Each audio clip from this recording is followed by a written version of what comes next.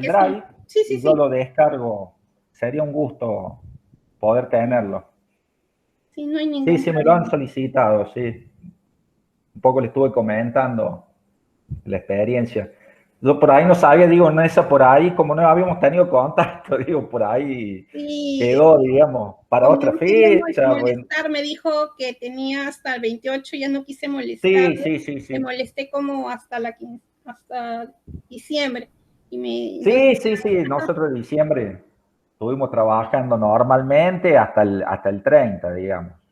sí, un poco la idea del doctor Agüero, que es el encargado de esta maestría en bibliotecología, es un poquito enriquecer con ponentes internacionales de su nivel, porque lo que se quiere es contratar más docentes extranjeros, un poco para complementar el staff, y por eso hace estas invitaciones de expertos, entre ellos la de usted, Ah, para efectos de muchas tener gracias. un staff más interesante para el año que viene. No, esa es la intención del doctor Agüero, del que seguramente le va a escribir o ya le Sí, bueno, escribió. estoy a disposición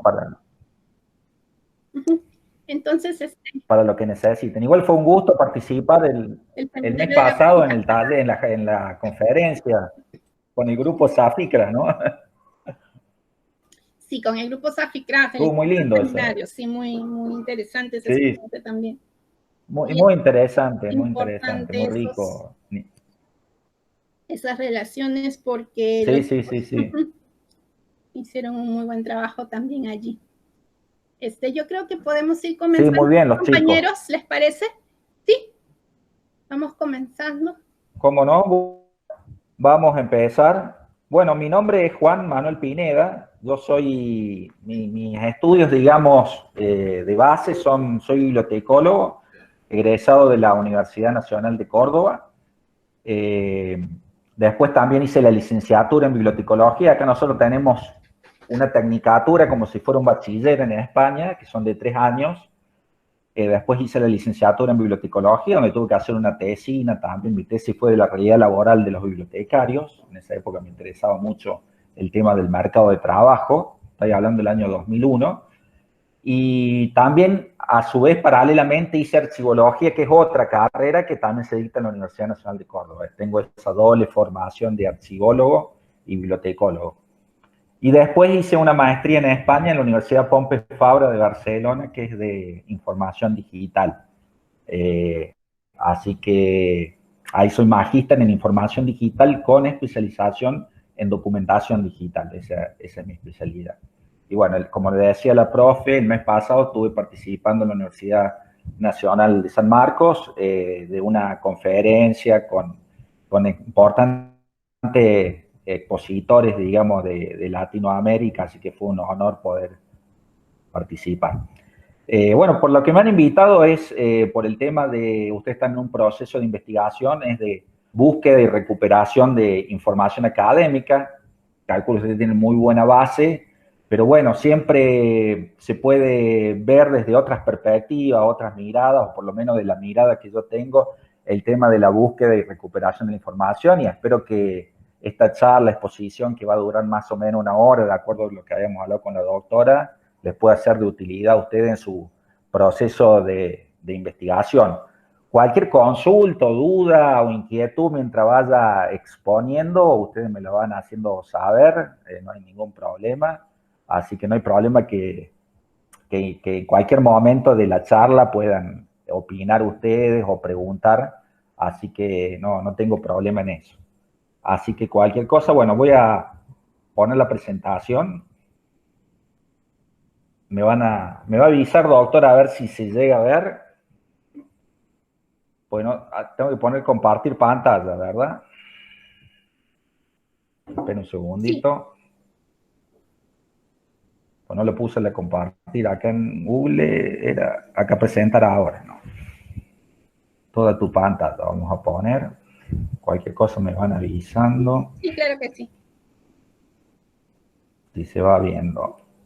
Bueno, es una presentación que hemos hecho ahora en estos días.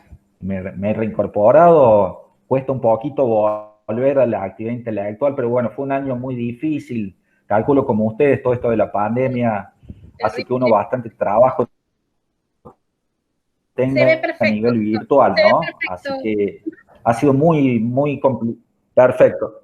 Ha sido muy complicado y como le decía la doctora, bueno, esta reunión estaba para principios de enero, pero me quise tomar unos días para descansar, si no, se viene un año bastante difícil porque el tema de la pandemia continúa, por lo menos acá en Argentina está muy complicado y se sentía que en Perú también, que iba a haber también digamos, como una cuarentena de vuelta, ¿no? En Perú sentí unos días, así recién escuchaba la noticia, así que, bueno, acá los casos vienen creciendo, así que, bueno, en lo que es educación superior, en esta primera parte del año me parece que va a ser todo virtual, ¿no? Y es bastante desgastante en lo que hacemos trabajo intelectual, esta cuestión de la pantalla constante, ¿no? Así que, bueno, por eso lo pasamos a esta fecha, 28 de enero, así que sepan disculpar eso, pero bueno, uno necesita un poco de descanso. Bueno, la cátedra es el seminario de tesis, de acuerdo a lo que me dijo la doctora, de la Universidad Nacional Mayor de San Marcos. Un poco me fue pasando los temas que iban a trabajar los tesistas, ¿no? De esta maestría. Veo que son maestría no solo en bibliotecología, sino también en ontología y conservación de documentos, ¿verdad, doctora? De acuerdo al listado que usted me pasó. Así que no sé si estará viendo. Sí, se ve perfecto. Son Bueno, de cualquier cosa. bibliotecología, ajá, aunque hay algunos temas, pero todos son de bibliotecología. No hay temas de estudios Bien, pensé. bibliotecólogos, sí, pero todos somos de bibliotecología. Perfecto. Bueno, yo pensé que eran veía que había temas de Sí, de odontología, digo, odontología, serán gente que está haciendo así es, maestría con la formación de base de odontología o de exacto. conservación de documentos, ellos, como hay una carrera, pero bueno, son todos de bibliotecología. Bueno, vamos, así que hablamos el mismo idioma. Pues, traté de hacer una cuestión más básica porque no sabía muy bien el nivel, digamos, pues por ahí hay un nivel disímil entre los estudiantes, pero bueno, sabiendo que son todos de bibliotecología, ya más o menos sé a dónde apuntar, digamos, pero bueno, va a ser una cuestión básica, pues son bastantes temas y tenemos que darlo en una hora. De todos modos, quedo abierto a las consultas y después si se quieren consultar por mail o por cualquier otro medio, no hay problema.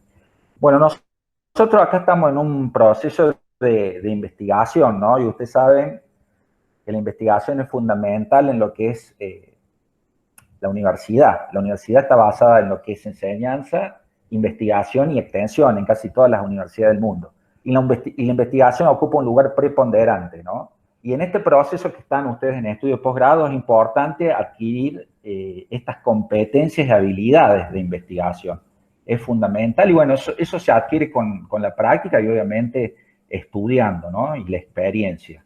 Por eso son importantes estos estudios de posgrado porque realmente a veces en la formación de grado están muy acotadas las materias en investigación, por lo menos acá en Argentina hablo los planes de estudio y hay se complica bastante lo que es las materias metodología de investigación porque los alumnos acá no tienen una buena base, digamos, de estudio en lo que es nivel secundario, ¿no?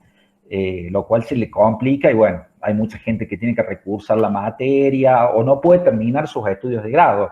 Acá nosotros para recibirnos de licenciado, como dije, tenemos que hacer una tesis y bueno, mucha gente no está preparada, así que ese es el tema de reforzar en lo que es habilidad y competencia de investigación desde los estudios de grado y obviamente de posgrado, ¿no?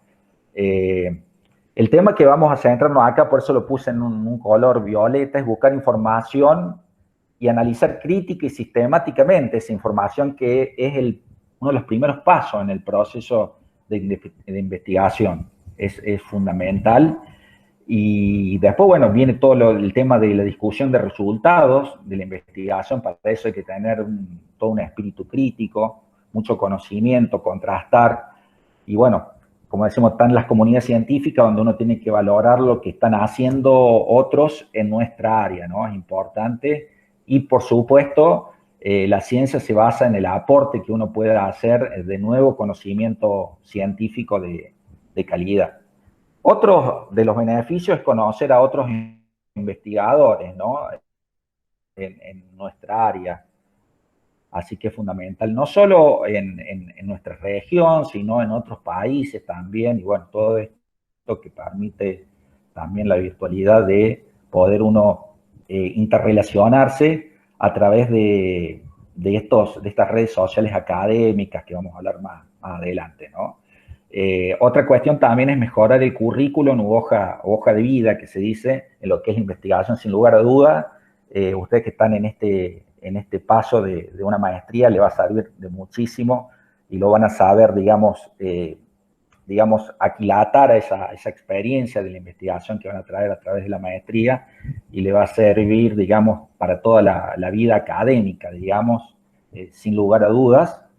Y las universidades también se basan en sus investigadores, por eso es muy importante tener investigadores formados, ¿no?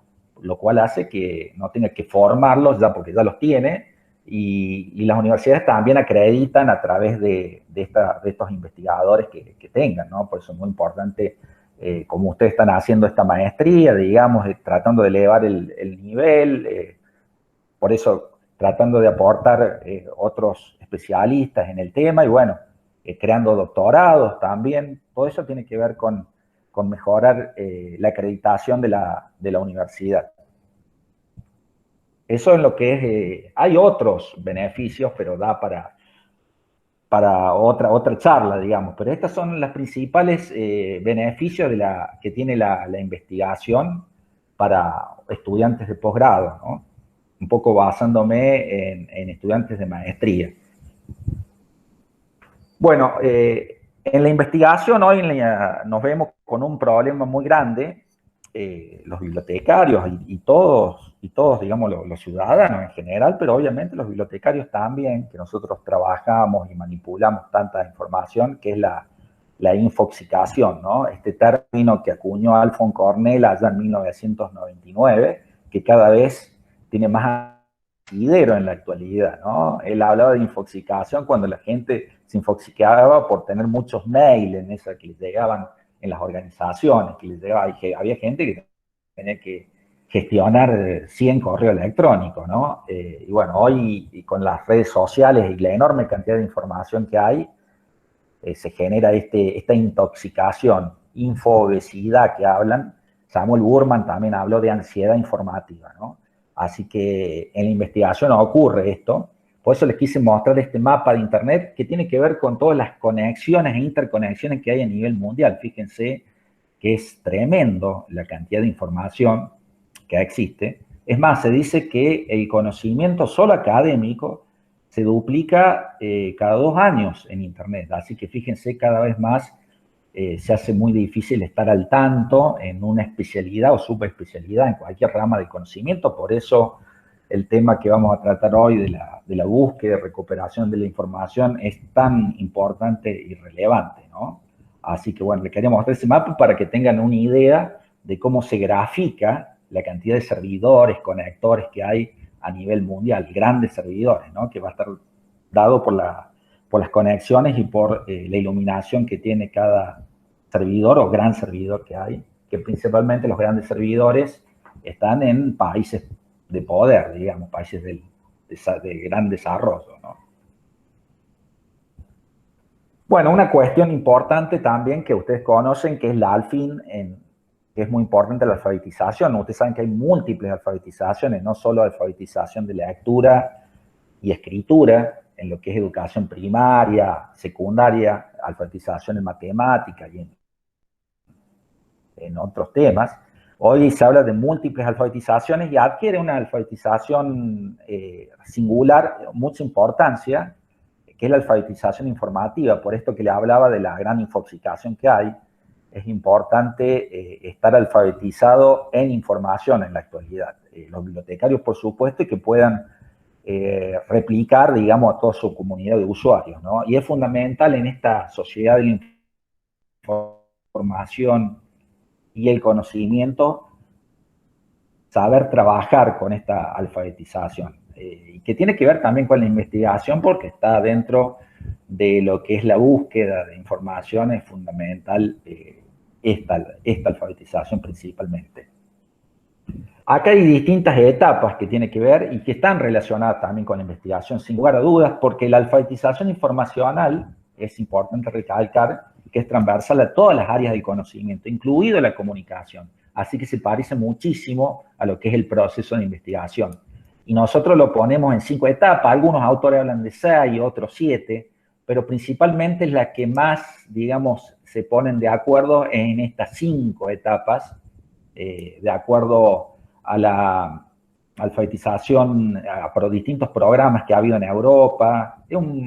Este término alfabetización data ya del año 1980, ¿no? Information Literacy, que hablan los ingleses y que se traduce acá como alfabetización de la información. El primero que habló de este tema principalmente fueron en España en los años 90, pero después en el siglo XXI, con toda esta catarata informativa que había, esta competencia de habilidades se tornaron cada vez más importantes y obviamente con la Internet, con la popularización que tuvo en el año 1995, sin lugar a duda, es un pilar para todos los ciudadanos, ¿no? Ni que hablar para los bibliotecarios y para los investigadores como ustedes. Así que bueno, hemos puesto estas etapas, que la primera es necesidad de información, es fundamental. A la hora, es lo primero que cuando yo quiero resolver algo, tengo que, digamos, satisfacer esa necesidad, ya la paso a explicar. Después el acceso, que mucho nos vamos a basar en estas etapas, que tiene que ver con la búsqueda y recuperación de la información. Después tengo que seleccionar, la alfabetización de información tiene en cuenta lo que es todo el espíritu crítico, ¿no?, que tenemos que tener ante esta maraña informativa y qué información puede ser verídica, qué información puede ser de calidad, y tiene que ver con toda esta cuestión. Y el uso de la información también es importante, cómo lo manipulo, la trabajo, la gestiono. Ahí son importantes, bueno, como ustedes son especialistas en información, lo que es la organización de la información, los gestores bibliográficos, tiene que ver todo eso. Así que las bases de datos, todo esto tiene que ver con el uso de la información. Y la última parte, que es la comunicación de la información, que es a la hora de crear un determinado trabajo, puede ser como ustedes están haciendo ahora, un proceso de investigación que van a tener que comunicarlo a través de una tesis, de un artículo científico, de una ponencia. O sea que es fundamental. Y bueno, a partir de toda esa producción que hay, se van a crear nuevos documentos que van a servir de vuelta, se van a retroalimentar en esas necesidades informativas que tengan otros usuarios y otros ciudadanos y otros investigadores y científicos, ya que estamos hablando de proceso de investigación, que estén investigando en el área nuestra. Fíjense que en realidad esto es circular más. Es como el ciclo de información que tanto se estudia en las teorías de la ciencia de la información. Cualquier consulta que tengan, me la van diciendo, no sé qué inquietud van teniendo, alguna, como para tener alguna devolución de ustedes que le va pareciendo lo que se va diciendo, ¿no? No sé, doctora, si hay alguna inquietud que se va generando mientras voy hablando. De pronto por el chat pueden ir escribiendo sus consultas, ¿les parece? Sí, por el chat. Sí, sí. Cualquier cosa. Yo no veo el chat porque estoy en la presentación, pero usted me lo va diciendo, me interrumpe cuando quiera, no hay problema. Y cualquier consulta que tengan, así hacemos algo que sea, digamos, de ida y vuelta, digamos, más dinámico, ¿no? Ok, estaré atenta para las... Escriben en el chat y yo le transmito, Magister, no se preocupe. Bueno, acá nosotros hablamos de necesidad de información, que es la primera etapa. Es fundamental esta etapa. Nosotros en la vida tenemos un montón de necesidades. Seguro que ustedes habrán visto la famosa pirámide de Maslow, ¿no? La famosa pirámide de Maslow, que es un psicólogo de la línea de la psicología positiva, habla de distintas necesidades que tenemos los seres humanos, que ponen una base en necesidades básicas. Esto es necesidad de alimento, necesidad de sueño. Después siguen otras necesidades un poco más abstractas, como son necesidades emocionales, de pertenencia a un grupo, necesidades afectivas. Y así va subiendo hasta llegar a necesidades mucho más sutiles.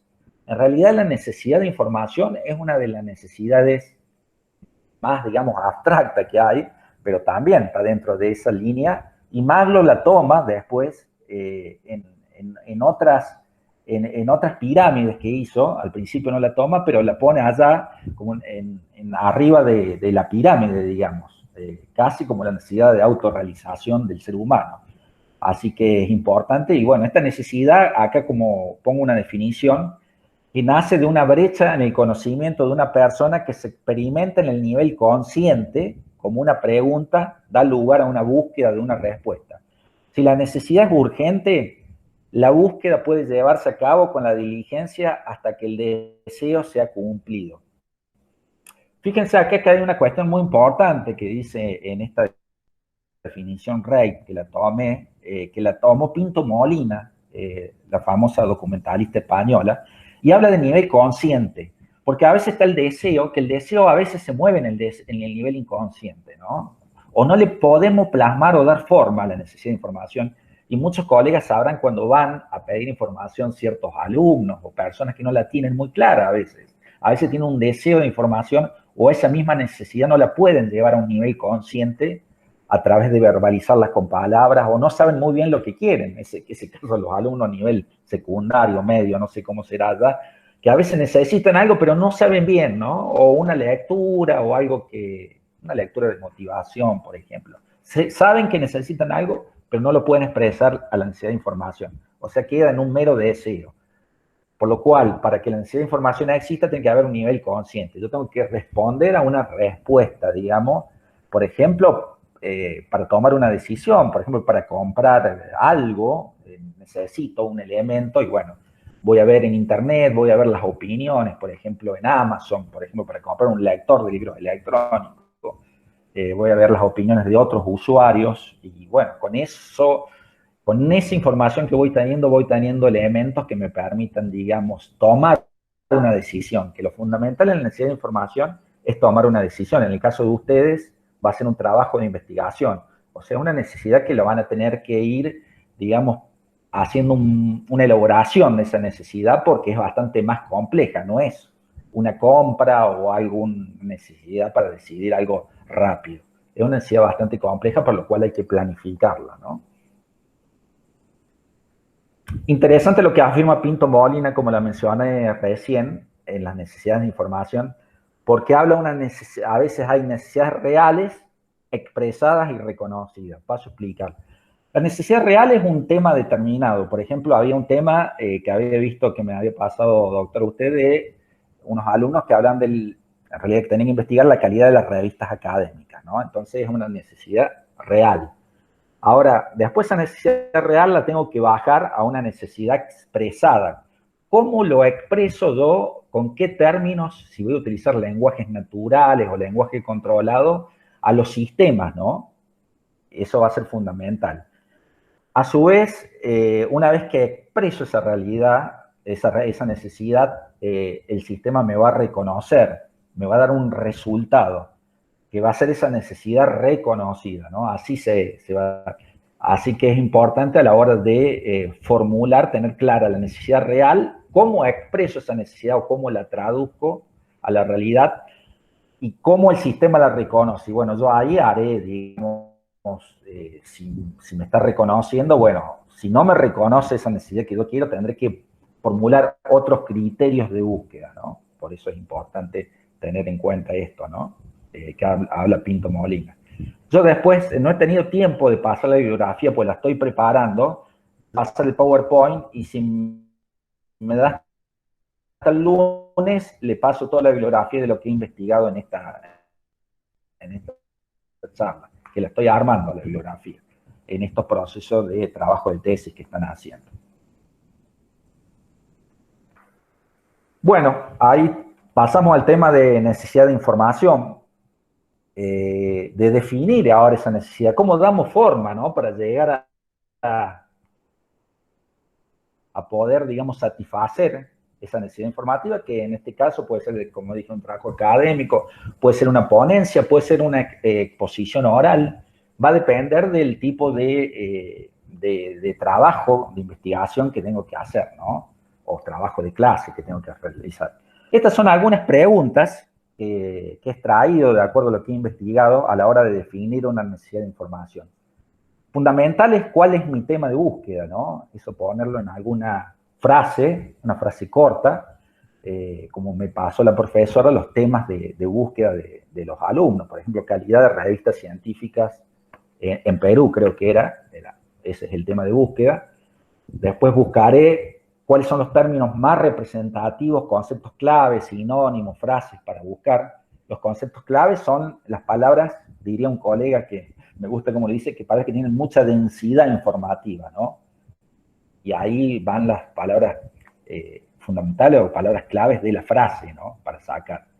Así que después podemos buscar los sinónimos u otro tipo de palabras en otro idioma que nos puedan ampliar la búsqueda. ¿Qué cantidad de información requiero? Y eso tiene que ver con el tipo de trabajo que voy a hacer. No es lo mismo hacer un trabajo para un artículo académico, para una ponencia no es lo mismo, ni para una tesis o una tesina de licenciatura no es lo mismo que para una para una tesis de maestría o una tesis de doctorado. Va a ser distinto tipo de información. Esto es fundamental tener en cuenta a la hora de definir esa necesidad. ¿En qué idioma? Si manejo otros idiomas va a ser importante, o qué tipo de traductores. Google ha mejorado muchísimo lo que son los traductores, cada vez lo está haciendo mucho mejor, así que es importante traducir los términos, traducir los artículos que nos puedan servir y ampliar nuestra investigación, si no encontramos mucho en nuestro idioma. ¿Y qué tipo de investigación? Esto seguro que lo han visto ustedes en las materias, si es divulgativa, académica, va a ser distinto también la necesidad para satisfacer ese tipo de trabajos, ¿no? El periodo de tiempo que debo considerar, los últimos 3 años, o 5, o 10, va a depender también del tipo de trabajo que tengo, no es lo mismo un trabajo histórico, digamos, que tengo que hacer una retrospección histórica, bueno, que hay, o humanístico, o un trabajo que tenga que ver con informática, o quizá con ontología, que ahí sí tiene que ser mucho más actual, ¿no? Por ejemplo, el caso, había una investigación que tenía que ver, de acuerdo a lo que había leído, de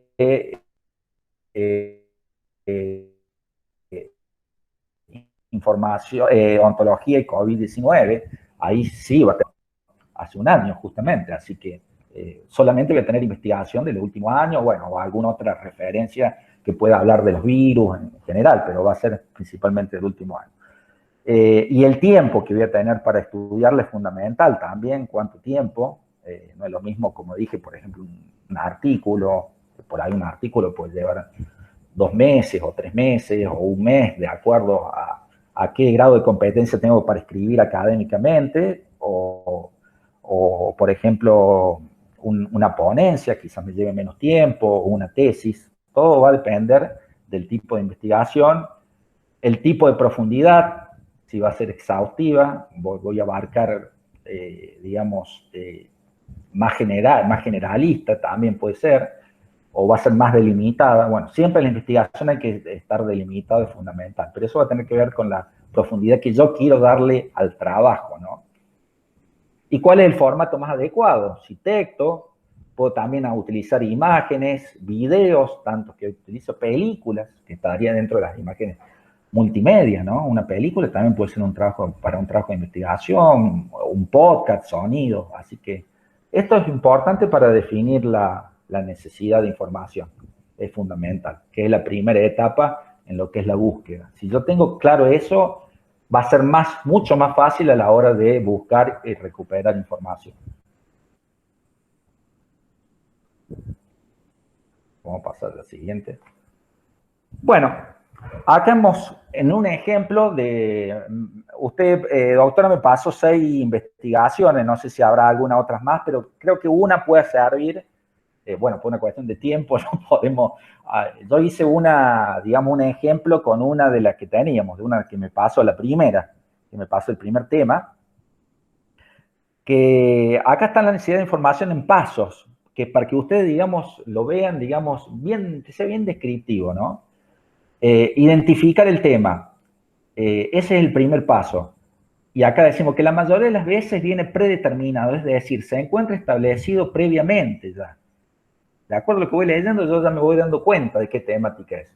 Lo reconocemos porque corresponde a una frase que contiene pocas palabras. Por ejemplo, calidad de revistas científicas peruanas, así en general, ¿no? Pero este tema, de acuerdo a lo que me pasó, es muy amplio, ¿no? Pues yo me pongo calidad de revistas científicas, es amplísimo, porque hay en todas las disciplinas, hay revistas científicas casi, en la mayoría de las disciplinas. Por lo cual debemos acotar el tema, que es fundamental.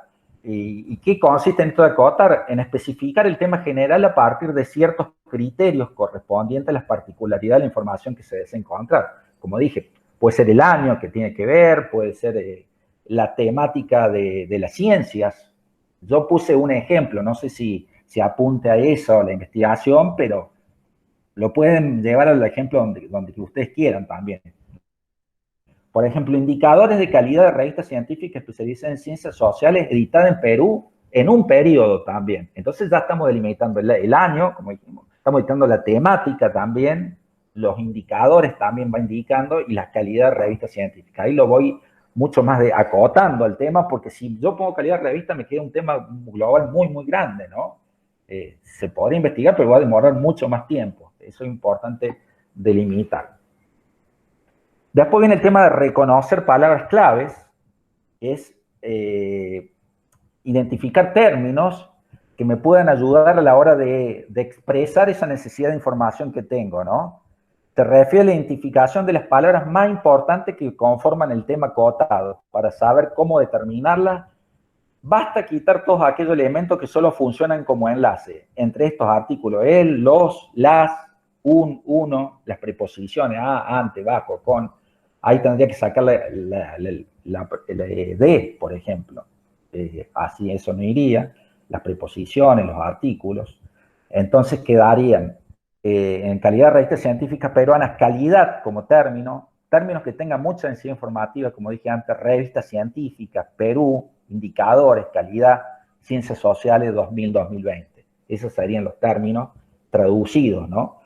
Y después la búsqueda de sinónimos, porque por ahí puede haber sinónimos a esos términos. Así que, o en otro idioma también, si quiero ampliar la búsqueda, en portugués, en inglés, en alemán, por ejemplo, puedo traducirlo los términos y hacer la búsqueda en otro idioma. Uy, perdón. Y ahí pusimos revistas académicas, edición, peruanas, publicaciones académicas, puede haber otras más, ¿no? Eso como para que tengan una idea de cómo la necesidad de información la plasmamos y la describimos gráficamente acá para que quede claro, ¿no? ¿Alguna consulta, profe? A lo que va hasta acá. Sí, interesante cómo el trabajo que está tratando el compañero no lo he especificado en revistas específicamente en ciencias sociales, ¿no? Interesante cómo usted le está dando cómo está claro, eso como... Exactamente. ¿Ustedes cómo pueden delimitar ese tema? Porque yo estuve investigando un poco, digo, calidad de revista científica y apareció una cantidad de resultados increíble. Entonces digo, va a tener que delimitar porque se le va a hacer un trabajo que va a ser bastante difícil abordarlo. Lo principal es delimitar el tema en lo que es periodicidad, en lo que es temática, lo vamos acotando, ¿no? A partir de ciertas particularidades que va teniendo el tema, ¿no? Para eso hay que investigar un poco. No es que lo puedo acotar de la nada, ¿no? Yo tuve que investigar a ver qué había en Google Académico y en otros buscadores. Así que esto lo pueden aplicar ustedes a cualquier tema que necesiten, ¿no? Queda gráfico. Acá yo después le paso este PowerPoint como para que vayan teniendo, les pueda servir, ¿no?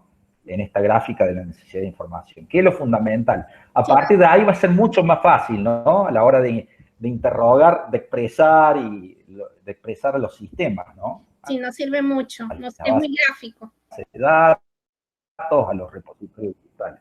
Bueno, me alegro entonces que les sirva. No podemos dar otro ejemplo de otra, pero si nos juntamos y podemos hacer ejemplos de las otras investigaciones. Obviamente por tiempo no se puede, ¿no? Pero es como para que tengan un ejemplo determinado. Bueno, en todo ese mundo que hemos dicho de necesidad de información, ya tenemos todo ese proceso, ese trabajo que hicimos de graficar lo que necesitábamos. Ahora tenemos que recurrir a fuentes confiables en estos tiempos de tanta infoxicación, ¿no? Que hablamos al principio. Es importante aclarar el movimiento Open Access que ha habido allá en el año 2002, 2003, a nivel mundial, digamos, un movimiento que comienza a partir de Internet, que comienza a popularizarse, ¿no? Donde se puede acceder sin límites más que tener, digamos, una conexión a Internet y reconociendo a los autores, a acceder a información de calidad, información científica, académica, en forma gratuita, digamos, solo con una conexión a Internet. Es un movimiento que empieza con distintas declaraciones, una que hubo en declaración de Berlín en el año 2002, de Bethesda en Estados Unidos y de Budapest. Fueron las tres declaraciones que se dieron en esos años, que bueno, es un movimiento que viene creciendo. Obviamente hay ciertos intereses monopólicos de información que hacen que se crean tensiones, ¿no? Pero bueno, las universidades cada vez van adhiriendo mucho más, las revistas académicas, por eso las bases de datos cada vez se encuentran más en esta filosofía del Open Access, que es la filosofía del libre acceso a la información, que tiene que ver mucho con el software libre, ¿no? Y un poco que nos vamos a basar en buscar en este tipo de información, que ustedes seguro tienen bases de datos que adquieran, pero también teniendo en cuenta este tipo de información gratuita y de calidad, ¿no? Es importante aclarar, bueno, este tema. Bueno, ahí. Bueno, dentro de los recursos digitales académicos abiertos, donde ustedes puedan buscar información, tenemos, por ejemplo, las revistas académicas o revistas científicas. Estas revistas son que tienen una calidad académica, son revisadas por pares, digamos. Normalmente un tipo de revisión son pares académicos. Por ejemplo, yo envío un artículo de bibliotecología a una revista, a la revista Biblio, por ejemplo, que es de Perú, que tengo un artículo escrito justamente ahí. En esa revista va a tener un editor. A su vez el editor le va a mandar el artículo a dos pares míos, que yo no, son pares ciegos, digamos, no es que yo sepa quién la va a evaluar, y ellos van a decir si el artículo mío responde a la política de la revista y si responde a lo que es la información académica, si tiene cierta calidad y rigurosidad en la investigación, en los datos, está dentro del estatus científico, ¿no? Esa es una forma de revistas, son académicas o buscando un sinónimo, como hemos puesto en la de información, científicas. Es fundamental a la hora de investigar, tenerlas en cuenta. Normalmente tienen un número, un código, que es el ISSN, que es un código internacional, igual que los libros, el ISBN, y esté indizada, ¿no? Mientras en más lugares estén indizados, más calidad tendrá la revista, ¿no? Así que es importante tenerlo en cuenta. Después están los repositorios digitales, que los repositorios digitales son principalmente sitios que están, digamos, como en la nube de instituciones, en la nube o en un servidor determinado. Tienen un software que administra estos documentos que producen las universidades o comunidades académicas o academias o organizaciones también, de todo lo que va produciéndose institucionalmente, donde se encuentran tesis, artículos de revista, paper, preprints, por ejemplo, documentos que no tenga publicado, puedo publicarlo en el repositorio digital. Un profesor que escribió un artículo que no haya sido publicado en alguna revista académica, lo puede publicar. Los postprint también, por ejemplo, las ponencias que se dan, las actas también que se dan en congresos, en seminarios, en jornadas, los planes de estudio, programas, toda la documentación académica puede subirse a ese repositorio digital.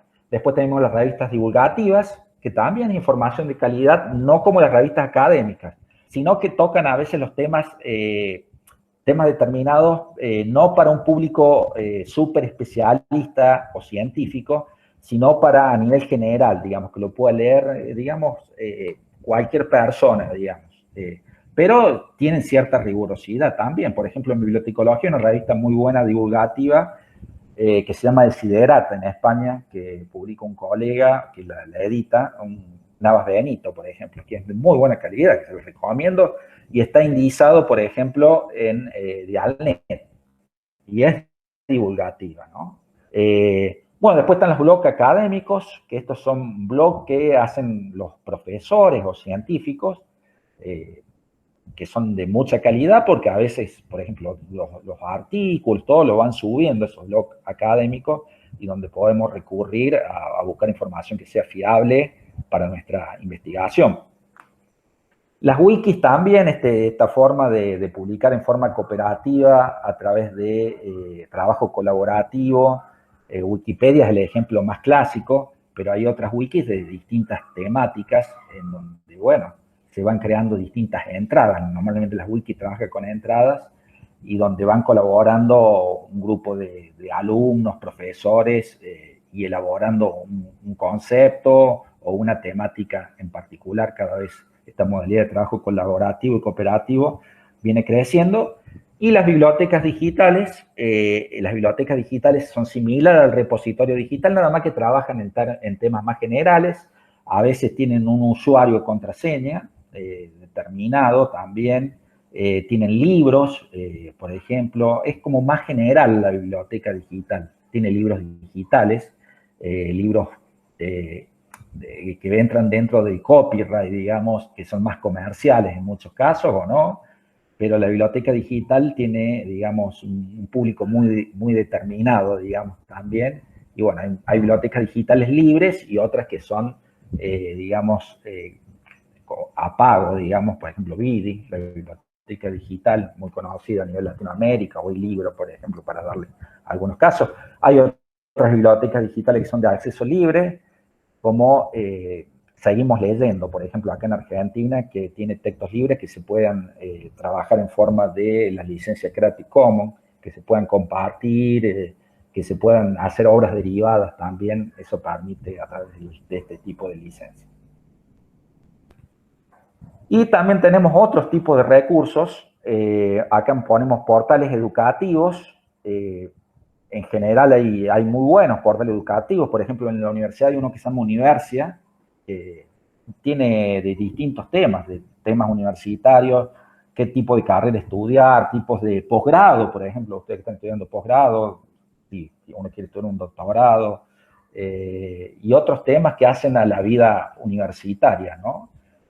Los sistemas de información en línea, estos sistemas son bastante complejos, en el sentido que tiene distintos tipos de documentos. Un ejemplo clásico es Dialnet, que lo mencioné anteriormente, que tiene una diversidad de documentos enorme, participan muchas universidades. Este sistema de información en línea lo gestiona la Universidad de La Rioja de España. Tiene documentos referenciales y documentos en texto completo. Va más allá de lo que es una base de datos, de lo que es un repositorio, así que vamos a darle un nombre más generalista: sistemas de información en línea. Cielo es otro, por ejemplo. Y tiene documentos en distintos formatos. El caso del Cielo, por ejemplo, tiene en HTML, en PDF, y va también más allá, tiene distintos tipos de documentos, ¿no? Reseñas, artículos, documentos referenciales, documentos en texto completo. Redes sociales académicas, también es muy interesante este nuevo, que compite bastante con los repositorios digitales, donde los investigadores pueden subir sus trabajos de investigación. Las editoriales también contienen información muy importante a la hora de buscar ciertos libros, manuales que me pueden ser útiles. A veces pueden tener libros gratuitos, editoriales que pueden tener libros gratis. Por ejemplo, hay una editorial, por ejemplo, de la Universidad acá de La Plata, en Buenos Aires, que tiene libros de libre acceso, digamos, así que es importante tener en cuenta que es información muy valiosa. Buscadores especializados, que van más allá de los buscadores especialistas, como es Google, como es, puede ser acá Google Académico, Microsoft Research, y otros, Base, por ejemplo, son buscadores que son especializados en algunas temáticas, algunos en ciencias sociales, otros InfoSec Education, por ejemplo, en educación, y otra clase de recursos que hoy, digamos, están en todo este ecosistema digital, pero es importante tenerlo en cuenta a la hora de buscar información de calidad.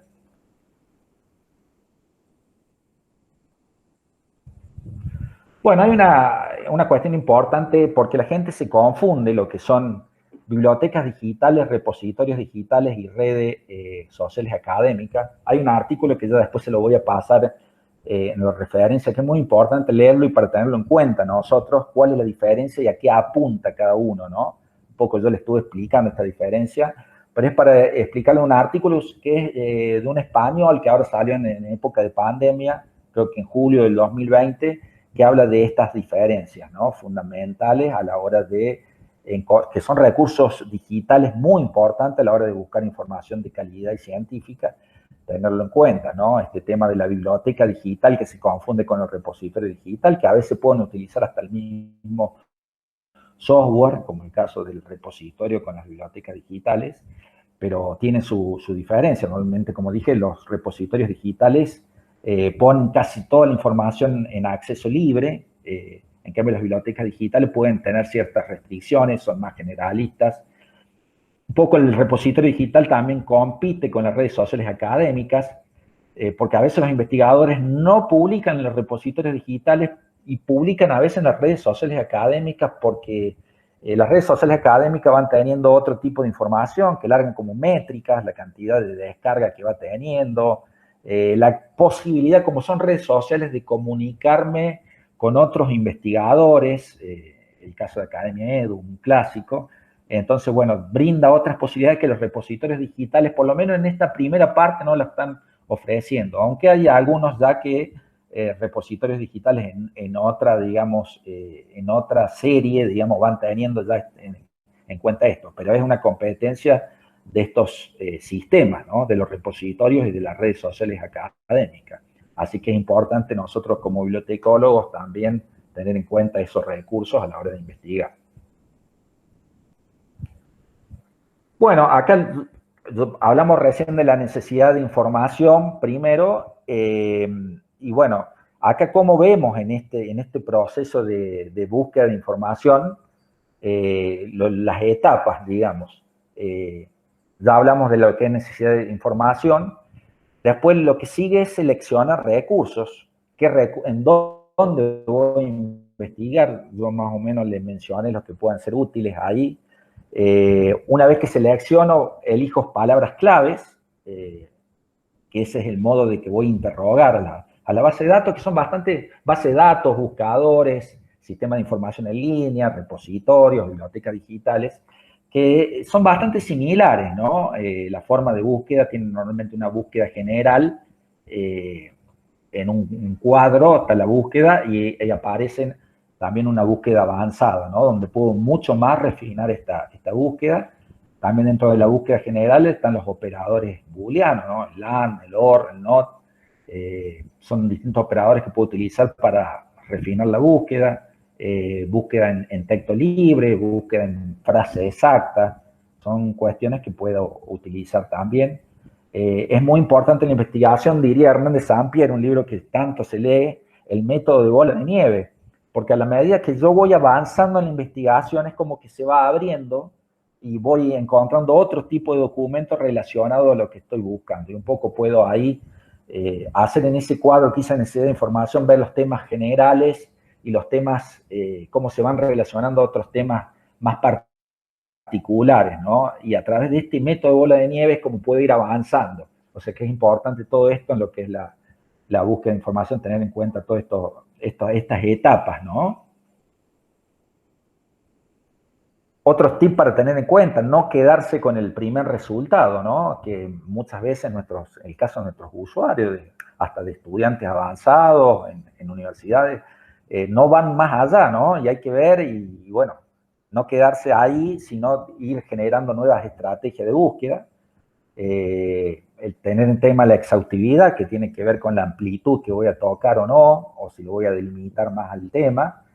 El tema de ser crítico, que tiene que ver con la pertinencia, si realmente los documentos que estoy, digamos, obteniendo responden a la necesidad informativa, ¿no? Eso tiene que ver la pertinencia. Si responden o no, va a tener que ver el grado de pertinencia que tiene cada documento y bueno, que voy a tener que ir evaluando constantemente. Por eso es muy importante también, en estos casos, les recomiendo hacer una bitácora de búsqueda con los distintos tipos de búsqueda, poner la fecha de búsqueda, los términos que utilizo, los resultados que obtengo, y a partir de ir refinándola, ¿no? Tiene que ver con eso, y digamos, tener una búsqueda más precisa principalmente. Y otra cuestión que no se tiene muchas veces en cuenta, que es fundamental, creo yo, que es la consulta a especialistas, ¿no? En las temáticas que estoy investigando, buscar, digamos, gente que ya ha investigado, que ha hecho tesis, que son especialistas en esas temáticas.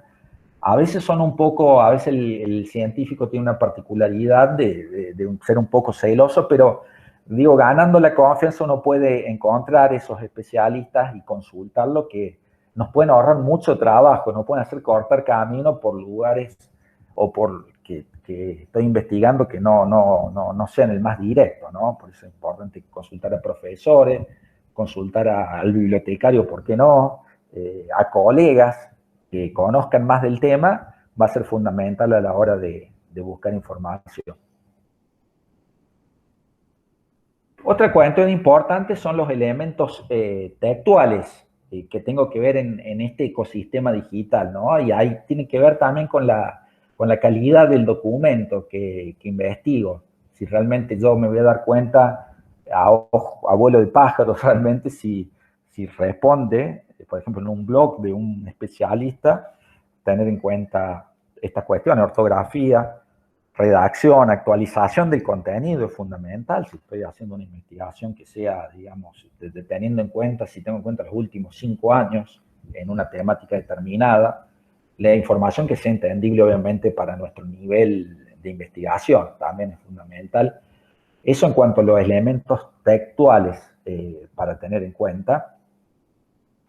Y después elementos paratextuales, ¿no? En lo digital, que tienen en cuenta con las direcciones electrónicas, ¿no? Por ahí, la dirección .com, y puede ser muy dudoso, ¿no? En cambio, si yo elijo las direcciones electrónicas gov, edu, org, me doy cuenta que es una publicación, por ejemplo, del gobierno.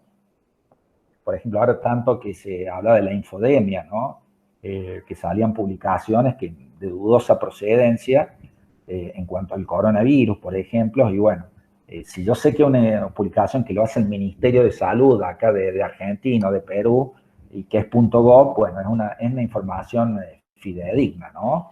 El EDU también, porque viene de una institución educativa, todas las instituciones educativas tienen el .edu, las universidades, los institutos secundarios, y el OR también tiene, por ejemplo, las organizaciones científicas, académicas, por eso tener en cuenta esta cuestión.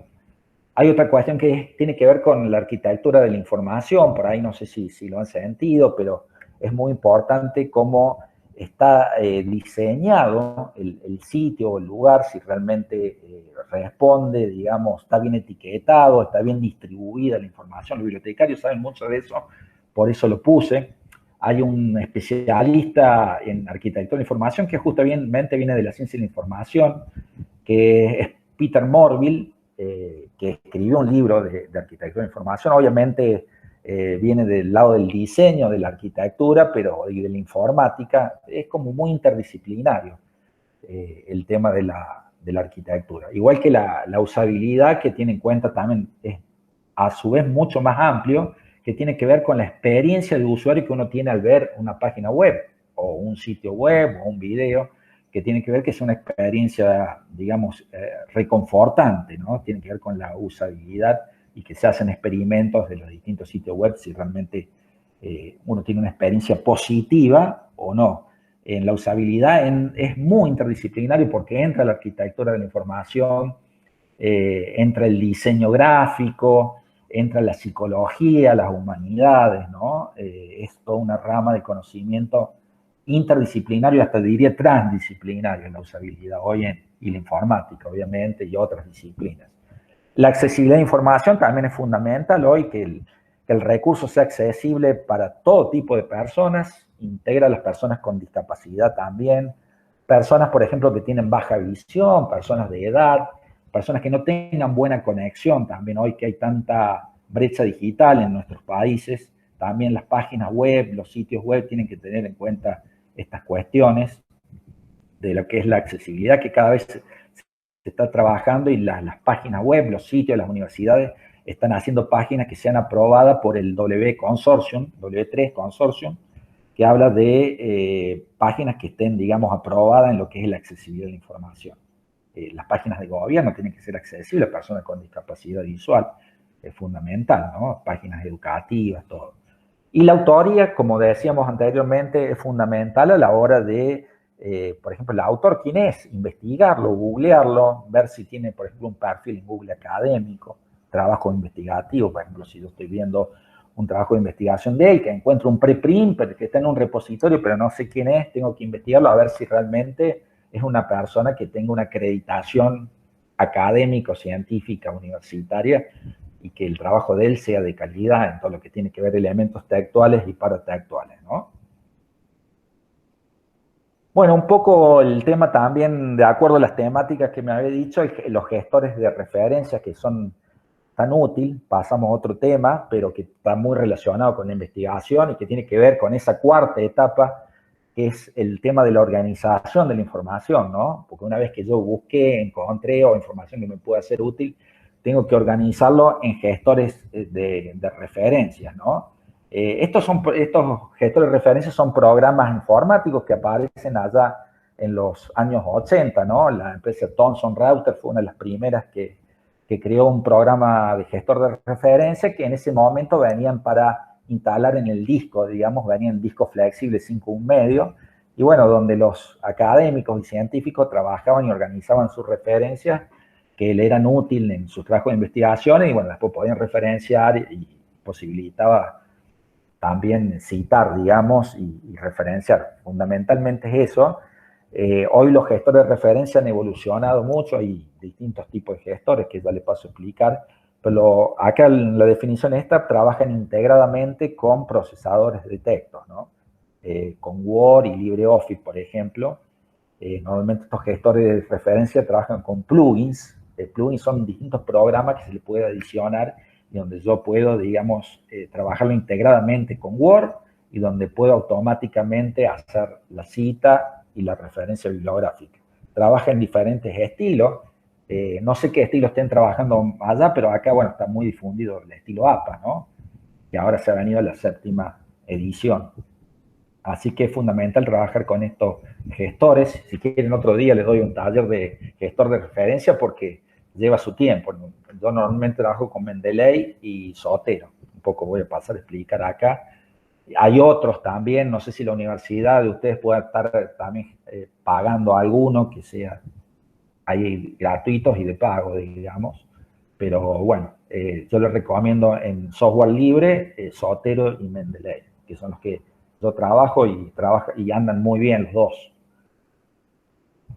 Acá están algunas funcionalidades. Hay una que es fundamental, que permite con toda la búsqueda que hice crear una base de datos bibliográfica de carácter personal, ¿no? Yo puedo organizar toda la información, organizarla en carpeta, en subcarpetas.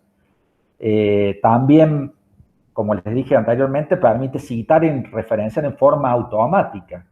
Y lo referencia bastante bien. Referencia y la cita la hace bastante bien. No como el caso del Word, por ahí Word les recomiendo siempre controlar el que hace automáticamente utiliza Word, pero en el caso de los gestores bastante bien, si yo he ingresado bien los datos, digamos. Pues normalmente estos gestores trabajan articuladamente o interconectadamente con distintas bases de datos donde toman los metadatos, esos datos de los datos, y los absorbe, digamos, y quedan ahí en el gestor, digamos. A veces tengo que, en forma manual, irlo, digamos, editando, o puede estar bastante bien los datos, eso siempre tienen que fijarse, porque si yo tengo bien ingresados los datos, me permite hacer referencias bastante precisas, ¿no? Por eso le pone introducir datos de forma automática manual, extraer metadatos de página web y otros documentos, los extrae directamente a través de un plugin que tiene, que normalmente está en el explorador, por ejemplo, en Google Chrome, está ahí ese plugin y bueno, de ahí yo puedo extraer los datos y ya queda en mi gestor de referencia, ¿no? Hay otros gestores de referencia, como el caso de Mendeley, que trabaja como redes sociales, ¿no? Donde puedo conectarme con otros autores, puedo hacer búsquedas académicas dentro del mismo gestor. El caso de Mendeley también tiene la ventaja de que tiene un lector, que es muy bueno, un lector donde no hace falta yo salir del gestor, sino que lo puedo leer directamente en la misma aplicación de Mendeley, ¿no? Así que el Mendeley normalmente viene para bajarlo en el disco duro, en la computadora, y a su vez va a estar sincronizado con la cuenta que yo hice en Mendeley en la nube, digamos. Va a estar en esos dos lugares. Obviamente la tengo que sincronizar. Y otra cuestión importante también que permite comentar y añadir notas sobre los artículos revisados. Eso también es importante. Yo puedo, por ejemplo, traer una cita de un artículo, lo añado a la nota y después cuando yo esté elaborando el documento puedo copiar y pegar directamente lo que he añadido en la nota de cada artículo, digamos. Bueno, hay 3 tipos de gestores. Uno es el gestor bibliográfico clásico, es decir, que permite organizar una base de datos con referencia. He dado algunos ejemplos en Note, Zotero. Como le dije, Zotero es software libre, es más fácil todavía que Mendeley, aunque tiene menos funcionalidades, ¿no? Después viene gestores documentales, como el caso de Mendeley, como le dije, que incorpora un visor de documentos, donde puedo ampliar, reducir, puedo también subrayar o marcar, digamos, algún texto y no salir, digamos, de la aplicación. Esa es la ventaja que tiene.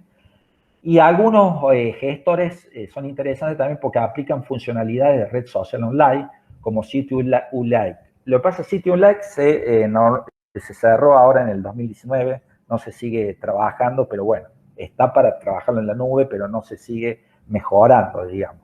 Pero actúa también de red social online y es muy fácil de utilizar.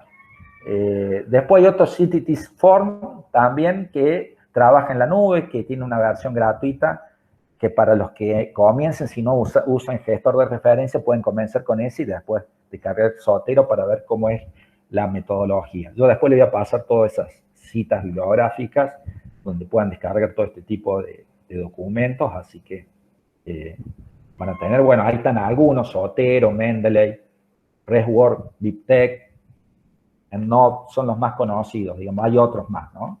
Pero esos son los principales. Lo que sí les sugiero, tengo una página web que se llama Bibliotecas Digitales, donde investigo gratuita, donde pueden acceder, se pueden suscribir. Y ahí yo he hecho una curación de contenido, esto es a través de este método de curación, de traer recursos que puedan ser libres y gratuitos en esta época de COVID, de tanto educación virtual que ha habido y que pueda ser muy útil para todos los estudiantes universitarios, docentes, profesores, investigadores. Lo hice para mi facultad también, donde trabajo yo.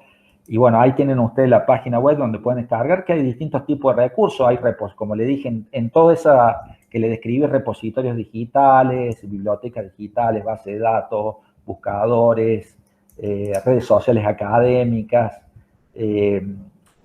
mega cosechadores de repositorios, siempre teniendo en cuenta que hay más material en lengua hispana. Así que les recomiendo que lo visiten y van a encontrar mucha información en lo que es ciencias sociales y humanidades principalmente, pero también hay mucho, hay también algo en ciencias duras y aplicadas, también van a encontrar algo. Y en mi página web, acá bibliotecasdigitales.com.ar, pueden ingresar y ahí en la sección blog pueden encontrar ese recurso que les dije. Ahí está mi correo si me quieren contactar. Y bueno, ahí van a encontrar mucho más sobre el mundo que yo investigo, de todo el mundo amplio de bibliotecas digitales, bibliotecas virtuales, repositorios y toda esta información académica que hay hoy en la red. Bueno, cualquier cosa, esto ha sido más o menos la charla, veo por la hora, ya estamos en una hora, me dijo, profe, poco me he pasado, pero bueno, estamos ahí, ¿no? Ningún problema, está todo bien. Muchas gracias. Está viendo la hora 9 y 7. Cualquier consulta o duda, estoy ante.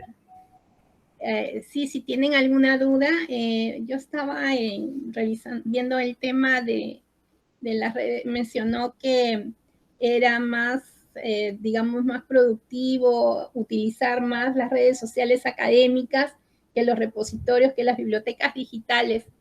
¿Cómo así es más productivo utilizar estas redes sociales académicas por los contactos que se logran, por las redes Claro.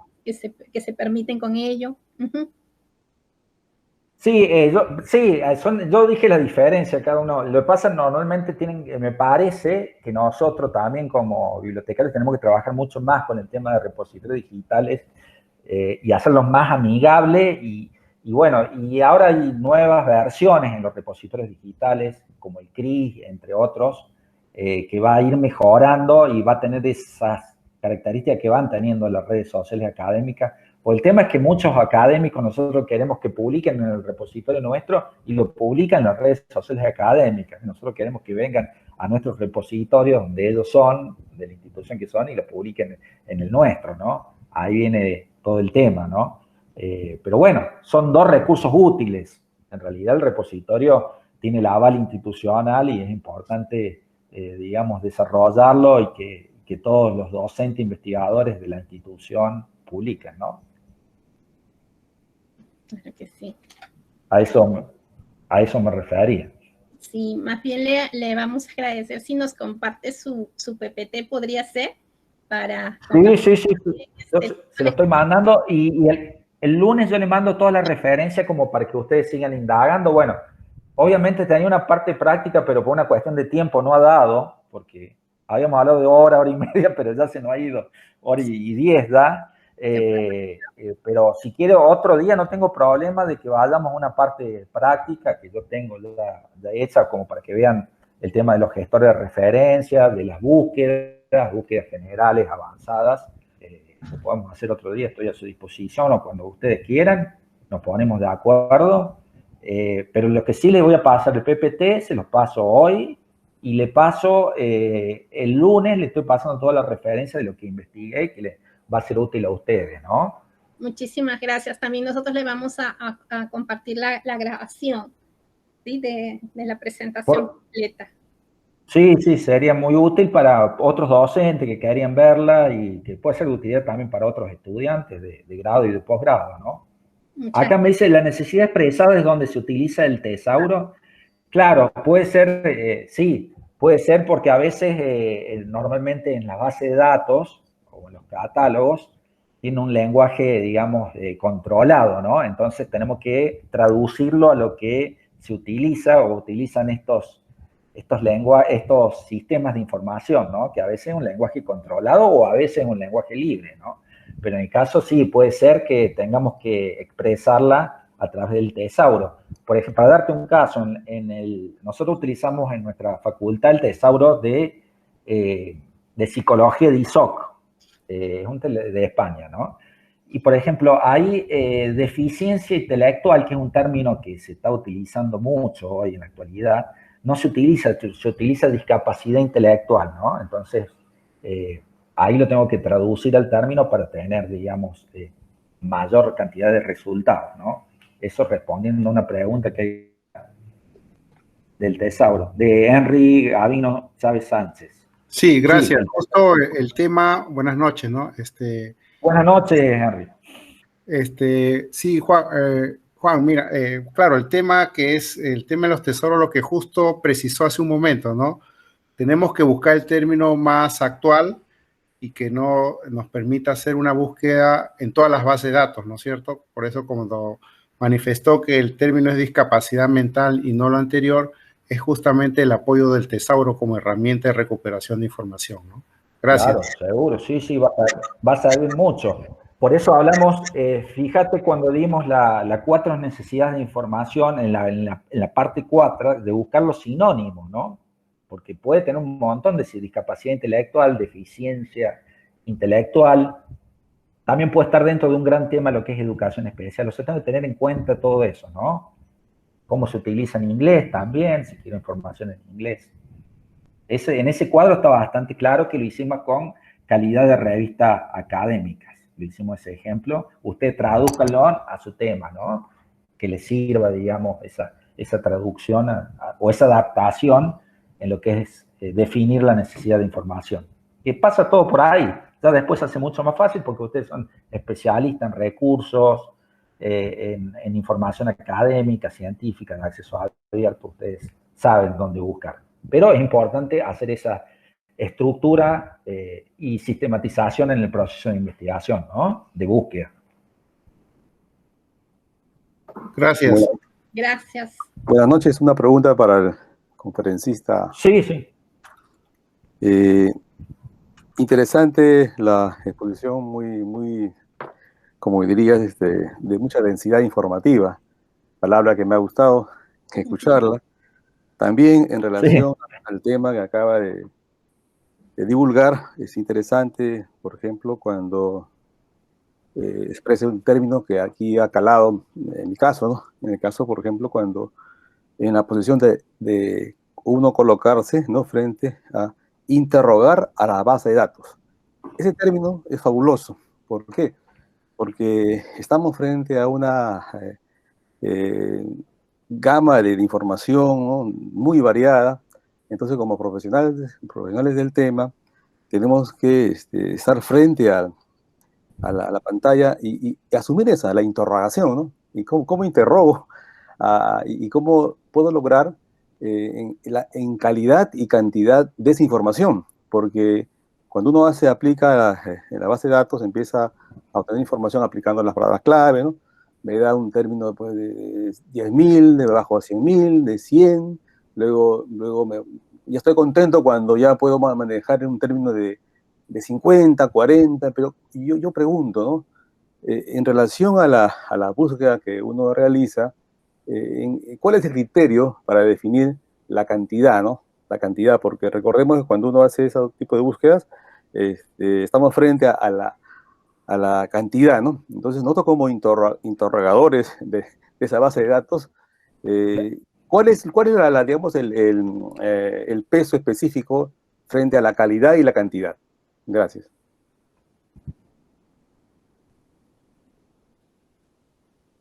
Claro, muy buena pregunta. Nosotros, como tratar de tener más calidad de información, ¿no? Por ejemplo, en Google, cuando busco un término determinado, puedo buscar el término educación especial y voy a tener 10 millones de resultados, ¿no? En educación especial. Por lo cual tengo que empezar a utilizar, digamos, ciertos criterios de búsqueda u operadores de búsqueda que me permiten tener más información de calidad. O sea, voy a tener menos información, pero más calidad, ¿no? Por lo cual tengo que aplicar esos criterios de búsqueda que son bastante similares, ¿no? En lo que son las búsquedas avanzadas, en las búsquedas generales de los operadores booleanos, las búsquedas en texto libre, las búsquedas en precisión, en el mismo orden de palabras. Va a tener que ver todo eso a la hora de hacer esas estrategias de búsqueda, ¿no? Es tratar de obtener menor cantidad de información por la infoxicación que hay, pero de mayor calidad. Eso tenemos que aspirar, obviamente, ¿no? Porque no podemos ver 100 millones de resultados que nos da Google, ¿no? Tenemos que ver los mejores. O cualquier otra base de datos, es lo mismo, ¿no? Claro, es como cuando un policía interroga a un delincuente, claro. Entonces tengo que ver. Exactamente. Esa es la posición, ¿no?, del bibliotecario frente a la tanta información que existe. Exacto, igual. Sí. Es casi igual. Salvando la distancia, es casi lo mismo. Tengo que obtener información de calidad, digamos. El que interroga, el policía o el investigador que interroga tiene que... Y no estamos lejos, porque recuerda también de las revistas que son esas revistas que están prohibidas. Me refiero a las... ¿A cuál se refiere? A ver, ayúdenme, jóvenes, esa revista que existen y una puede publicar. Literatura gris. ¿Depredadora? Depredadora, la revista la revista Depredadora. Sí. Claro, ¿cómo filtrar? ¿No? Es importante también esos filtros que se menciona, por ejemplo, la necesidad real, la necesidad que acaba de mencionar, ¿no? La expresada, claro, y la reconocida, ¿no? Sí, sí. Sí, exactamente. Sí, porque bueno, ahí tiene que ver, fíjate, yo hice elementos textuales a la hora de evaluar y elementos paratextuales. Si nos vamos a una revista depredadora, y vamos a tener elementos textuales, por ejemplo.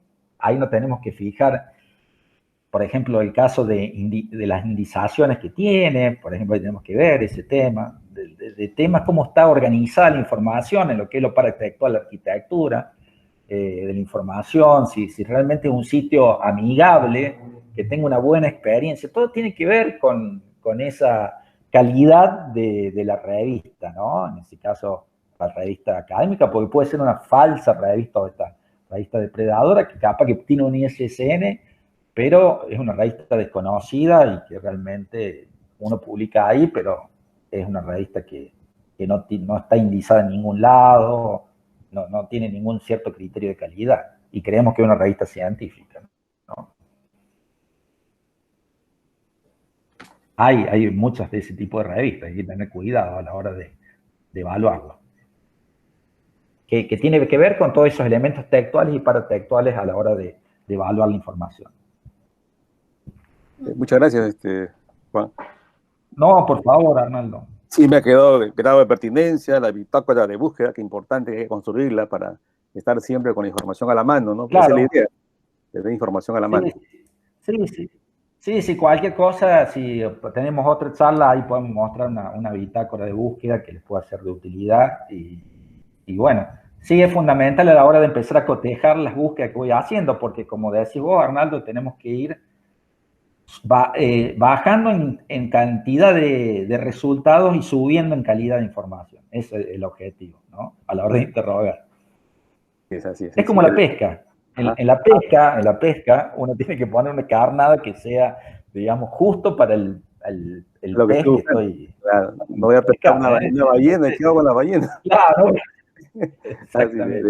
Pasa lo mismo en esto, ¿no? Tiene que ser en esa necesidad que yo expreso, tiene que ser para obtener, tiene que ser realmente, digamos, dirigida a lo que realmente estoy buscando, ¿no? Y que el sistema lo entienda y me pueda arrojar un resultado de acuerdo a lo que estoy necesitando. Muchas gracias, Juan. Por favor. Sí. No sé si... Sí. Muchas gracias, Magíster Juan Pineda, de verdad nos ha dado más de su tiempo. Quedamos en 1 hora, nos ha dado mucho más, le agradecemos. Y sí, no hay problema. Ha refrescado todos los temas, nos ha dado ver por dónde reflexionar y siempre es agradable escuchar otras posiciones. Muchísimas gracias por su tiempo, ha sido muy valioso para nosotros. No sé si le podemos... No, por favor, gracias. Si abrimos micro, ¿sí? Para el magíster. Bueno, muchas gracias. Muchas gracias. Bueno, ha sido un gusto compartir con ustedes. Bueno, para mí también sí es un desafío porque realmente por la época del año y todo, y bueno, es una temática que me apasiona, pero bueno, teniendo en cuenta, yo pensaba que eran estudiantes de odontología y de bibliotecología, después no le pregunté, pero por eso hice algo general, digamos. Pero bueno, espero que yo creo que también para estudiantes de bibliotecología es útil porque hay cuestiones que siempre uno tiene que profundizar. Así yo siempre hay cosas que ahora he investigado, para esta charla estuve investigando bastante y bueno, profundizando estos temas. Si bien uno lo viene trabajando, pero va encontrando nuevas cosas, nuevas aristas o nuevas miradas que nos hacen mejorar en esta temática que hemos trabajado. Así que les agradezco a ustedes la posibilidad. Y bueno, estoy a sus órdenes a través del correo electrónico o como ustedes quieran, mi contacto. Y bueno, pueden ver en mi página web también información que les sea útil a ustedes, ¿no? Claro que sí, me ha sido muy útil. Muchísimas gracias, Magíster Juan Pineda, por todo. Muchísimas gracias, una vez más. Bueno, muchas gracias. Bueno, le estoy enviando el lunes las bibliografías y hoy ya le envío el PowerPoint. Ya. Se lo estoy enviando por mail ahora. Muchísimas gracias. Igual la grabación hoy día le compartimos. Perfecto. Perfecto, sí. Así tengo un canal de YouTube también por ahí que hablo sobre este tema, por ahí si quieren visitar, así que también vamos a subir este video también, que sea de utilidad para otra gente. Y bueno, gracias a todos por la atención principalmente y por estar. Muchísimas gracias. Y estamos en contacto con todos. Gracias, doctora, y a todos los alumnos, su atención. Muchísimas gracias. Un abrazo. Un abrazo. Un abrazo grande. Saludos. Gracias, profesor. Hasta luego. Gracias. No puedo abrir mi cámara. pero sí me escuchan, ¿verdad? ¿Sí? Sí, profesora. Ok, no puedo abrir mi cámara. Bueno, solamente para compartirles, buenas tardes con todos. Vamos a compartir.